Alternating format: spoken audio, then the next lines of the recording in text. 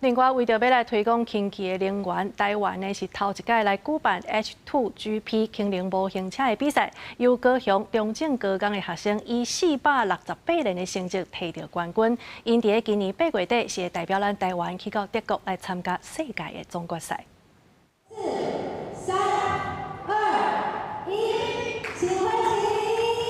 考量花类参赛12台模型车相继出发，伫欧美国家已经举办10年的 H2GP 氢能模型车比赛，今年是头摆来到台湾举行，用氢能做动力，学生囡仔用1比10的比例对0开始打造模型车。比赛是4点钟的耐力赛，比看上走上侪练。主办的高雄科技大学表示，这届比赛对象是高中生，是级数上悬的比赛，冠军会代表台湾去德国参加总决赛。在12年前，我带我的学生，我们去马来西亚比赛。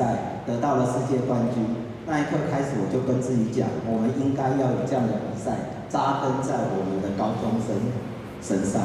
那这一刻等了12年。包括科学、技术、工程等等，这个氢能模型车比赛正考验学生的知识。参赛队伍5个人，分做技师甲车手，因为比的是时间内看上走上节练，除了操作模型车的稳定性以外，也正考验后勤的维修甲电力的补给。比赛当中，定会看到车辆烧落损灯。中正高工老师讲，这时都要看学生安怎团队合作解决问题。借由这次的比赛的一些教具啊，或者是内容去做挑战跟尝试，去做改装，这样，那也很考验同学们现场就是临场反应跟沟通。